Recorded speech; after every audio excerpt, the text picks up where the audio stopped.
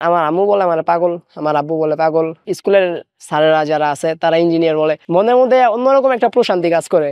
টিফিনের টাকা দিত, ওইটা জমায়ে জমায়ে আর কি করা, যে এইটার বিভিন্ন পার্স টার্স যা আছে এগুলো আর কি আমার নিজের টাকা দিয়েই জমানো। আর আমার দাদায় টাকা দিত আমার কিছু অল্প অল্প, তো ওইটা আর কি জমায়ে জমায়ে দেন মেক করা।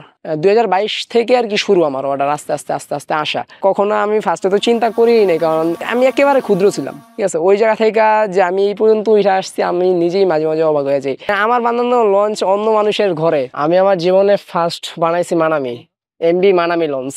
এটা আমার ঘরে এখন পর্যন্ত আছে। 5-6 বছর আগে কি ছিলাম আর এখন কি হয়েছি, ওই লঞ্চটার দিকে তাকাইলে আমার আর ওই ভাবনাটা বেশি আসে। এক কথায় বলা যায় এটাই হচ্ছে কি আমার ভাগ্য, আর এটাই আমার ভাগ্য খুলে দিছে। কারণ আমি ভিডিওটা কিছুদিন পর আপলোড করি, কিন্তু ওইটার মধ্যে যেই পরিমাণ ভিউ গেছে এখন পর্যন্ত আমার চ্যানেলে এই পর্যন্ত কোনো আর কি এরকম কোনো ভিউ যায় নাই। এটা ঢাকা টু বরিশালের লঞ্চ, নিজেই সম্পূর্ণ কাস্টমাইজ করে দেন তৈরি করি। আমি এগুলোর সাথে জড়িত দীর্ঘ 8 বছর ধরে।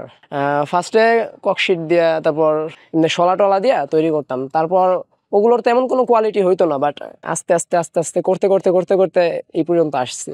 লঞ্চের মোটামুটি আমার কাছে সবকিছুই ভালো লাগতো, যে কোনো লঞ্চ, ছোট লঞ্চ হইতে বড় লঞ্চ, আমার লঞ্চ হইলেই চলে। ফার্স্ট টাইম আমি ব্যর্থ হয়েছি, কিন্তু সেকেন্ড টাইম তো আমি কোনো কিছু একটা করতে পারছি। পরে যে পানিতে চলতেছে যার এটা দেখা আমি পুরাই অবাক। আমি বলতেছি যে না, যেহেতু এটা চলছে সেহেতু এর থেকে বড় আকারে কিছু একটা তৈরি করার ইচ্ছা আছে আমার। 2-3 বছর আগেও কিন্তু আমার তেমন কোনো কোয়ালিটি ছিল না। 2 বছরের আগ থেকে আর কি এরকম লেভেলে গেছি।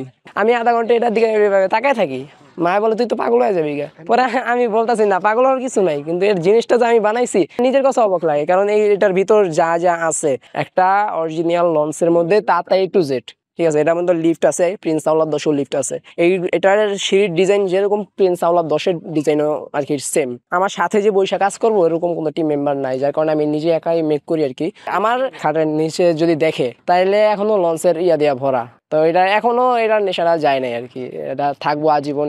আর এটা নিয়ে যেহেতু কাজ করা সেহেতু এটা নিয়ে আগে যাওয়ার ইচ্ছা আছে। ছবি তুলতে আছে, পরে ছবি দেখাই, তারা তখন আর কি বলে যে আই সর্বনাশ করছস কি, এটা কি জিনিস। পরে আমি বলি যে এই যে দেখছেন, চিন্তা করছেন। আবার আমার এমনও কিছু ইয়া ছিল যে আমি এই মাস্টার ব্রিজ সাইডে আসছি, আসার পরে দেখি মাস্টার বইসা আছে। পরে আমি আরিয়ানের বলতেছি দেখো তো সেম হয়েছে কিনা, সেম এটা ঠিক আছে কিনা। পরে মাস্টার শিখাইতেছে কি ঠিক হয়েছে। রিমোট ছাড়া তো একটা লঞ্চের সুন্দর ফুইটা ওঠে না সম্পূর্ণ। আগে যখন এটা শুরু করছি, যখন ধরছি এটা 1 মাস আগে, তখন থেকে আমার রাতে ঘুম হারাম হয়ে গেছে যে এটা আমি কখন শেষ করবো আর কখন ডেলিভারি। একদিন দেখতেছি যে লঞ্চ বানাইছে আল্লাহর রহমত, একেবারে পুরো আমার রুম এই মাথা থেকে ওই মাথা। এখন আমি যে বের করবো, আমার রুমের সামনে বাউন্ডারি তো আর ভাইঙ্গা বের করতে পারবো না। এখন তো আমার মাথায় হাত। আমার নানা বাড়ির পিছনে একটা খাল আছে, ওই খালে আমার বয়সেরই একটা ছেলে কলা গাছের বাকল কাইটা, তারপর ওইটার উপর ইটের সুরকি বিভিন্ন আর কি জিনিস দিয়ে তারপর চালাইতেছে।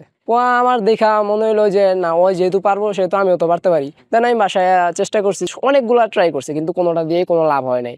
অনেকে দেখতাম যে নতুন ফ্রিজ আনছে, তাদের বলতাম আপনারা তো ফ্রিজ আনছেন, আপনার ককশিটটা যদি না লাগে তাহলে আমারে যদি একটু দিতেন। প্রথম ককশিট দিয়ে বানাইতাম, ফোমের ভিতর শলা গাইতা দেন তৈরি করতাম। কিন্তু এখন আর কি আপডেট হয়েছে, আস্তে আস্তে আস্তে আস্তে আপডেট হয়েছে। পিভিসি বোর্ড আছে, সুপার গ্লু আছে। ইউটিউবে যে আমি সার্চ দিতাম, লিখতাম যে remote control launch, demo launch, লঞ্চের রেপ্লিকা, এরকম অনেক কিছু লিখতাম, বাট কোনো কিছুই আসতো না।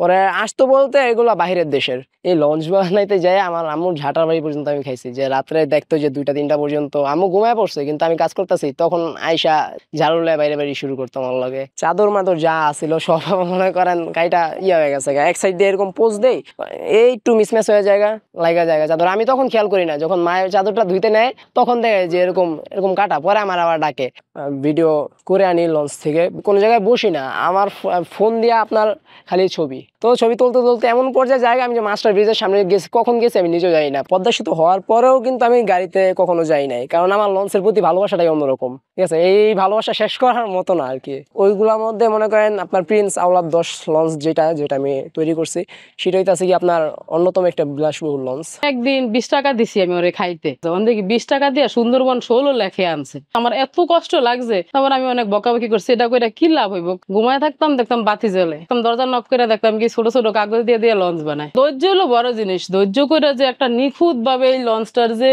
ভিতরের যে লিফট গুলা ইয়েগুলা যে এমন সুন্দর করে একেবারে অরিজিনাল লঞ্চ।